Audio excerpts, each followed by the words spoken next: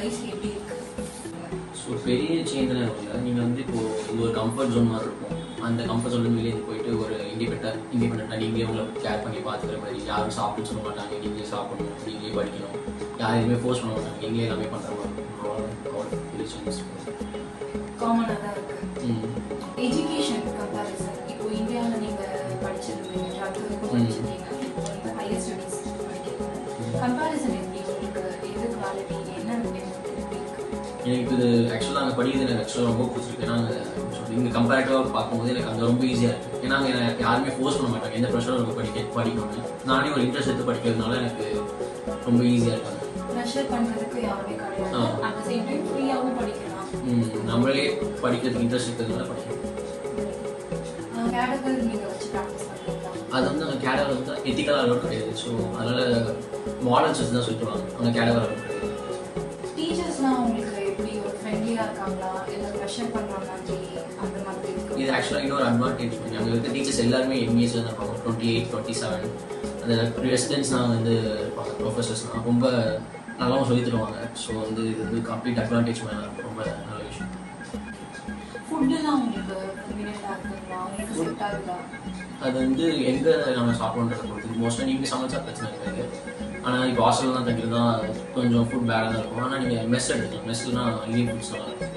என்னென்ன ஃபுட்லாம் மெஸ்ஸில் இருக்குது? மெஸ் இப்போது என்னோட ஹாஸ்டலில் வந்து மோஸ்ட்டாக நார்த் இந்தியன் ஃபுட்ஸ் இருக்கும். சவுத் இந்தியன் ஃபுட்ஸ் வந்து இட்லி இருக்கும், சாம்பார், ரசம் போடுவாங்க, அப்புறம் வந்து ராஜ்மா, சப்பாத்தி, பன்னீர், சிக்கன், இந்த மாதிரி தான். நான்வெஜ்ல சிக்கன் எக் இருக்கும். அங்கே இருக்கிற லோக்கல்ஸ்லாம் எப்படி பிஹேவ் பண்ணுவாங்க, உங்களை எப்படி பார்க்குறாங்க?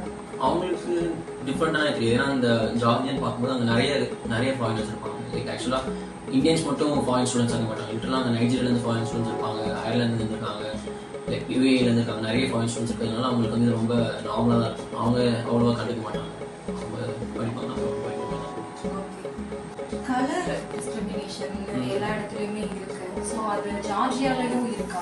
உங்களை அந்த மாதிரி ஏதாவது இல்லை, இது வரைக்கும் எனக்கு அந்த மாதிரி எந்த எக்ஸ்பீரியன்ஸும் இருந்தது. கலர் டிஸ்கிரிமினேஷன் தான் இப்போ இருக்கிறது நினைக்கிறேன். எல்லாமே சேஃப்டி விஷயம் பற்றி சேஃப்டினா அப்சல்யூட்டாக 100% கன்ஃபார்மாக சேஃப் பண்ணிருக்கோம். ஏன்னா நான் நைட்டு 9 to 11 தான் நான் ஜிம்முக்கே போவாங்க. நான் வரதுக்கே 12 ஆகிடும், பிரச்சனையே இருக்குது. ஹாஸ்பிட்டல்ஸ் இது வரைக்கும் 3 டைம்ஸ் போயிருக்கேன். ஸோ அவங்க வந்து அங்கே கூப்பிட்டு போகும்போது எல்லாமே கம்ப்ளீட்டாக எக்ஸ்பிளைன் பண்ணுறது எல்லாமே நல்லாயிருக்கும். அங்கே இருக்க டாக்டர்ஸ் எல்லாமே நல்லா எக்ஸ்பிளைன் பண்ணுவாங்க. அதுக்கப்புறம் கிளினிக்கல் ஸ்கில்ஸ் வந்து வாரம் எல்லா வாரமும் 2 times 3 times இருக்கும், 3 classes இருக்கும். ஸோ இந்த கிளினிக்கல் ஸ்கில்ஸ்லாம் ரொம்ப கரெக்டாக நல்லாயிருக்கும். ஹாஸ்டலில் சேஃப்டி பார்க்கும்போது அந்த வார்டன் வந்து அவங்க வார்டன் சூஸ் பண்ணுறதே அவங்க ஏதாவது மாஸ்டர் ஸ்பெஷலிஸ்ட்டாக அந்த மட்டும் தான் சூஸே பண்ணுவாங்க. அந்த மாதிரி ஒரு வார்டன். அதுக்கப்புறம் வந்து எல்லாம் ஹாஸ்டல் கரெக்டாக நைட் 11:30 க்ளோஸ் பண்ணுவாங்க, அதுக்குள்ளே வந்துடணும். இந்த மாதிரி ரூல்ஸ் இருக்குது. எல்லாமே பேசிக் ரூல்ஸ் தான், பெரிய டிஃப்ரென்ஸ் இருக்காது. ஸோ ஹாஸ்டல் ஃபெசிலிட்டிஸ் எல்லாமே நல்லாயிருக்கும். வாஷிங் மிஷின் எல்லாமே இருக்கும், பேசிக் நீட்ஸ் எல்லாமே நல்லாயிருக்கும். பார்த்துட்டு தான் நீங்கள் அப்ராட் நீங்கள் போயிருக்கீங்க. ஸோ இப்போ இந்தியன் பட்ஜெட்டும் அப்ராடோட பட்ஜெட்டும் என்ன ஒரு டிஃப்ரென்ஸ்? லைக் இப்போ அங்கேயும் கம்பேர் பண்ணுறது ஒரு பெரிய டிஃப்ரென்ஸ் இருக்குது, ஒரு ஆஸ் டிஃப்ரென்ஸ் இருக்குது. இப்போ என் ஃப்ரெண்ட் இங்கே படிக்கிறான், அவன் வந்து லிட்டலாக ஒரு வருஷத்துக்கு 17 lakhs பே பண்ணுறான். நான் அங்கே வந்து பாதி கூட பே பண்ணல, 4 lakhs தான் பே பண்ணுறேன். ஸோ வந்து ஒரு அப்சல்யூட் வின்மை தான் இருக்குது. படிக்கிறது எல்லாமே ஒரு என்வாயன்மெண்ட்டே ஒரு ப்ரெஷர் ஃப்ரீ என்வாயன்மெண்ட்டாக இருக்குது, ரொம்ப நல்லா இருக்குது. அவனே ஒரு ஃபுல் ப்ரெஷரில் தான் எப்பவுமே படிக்கிறான்.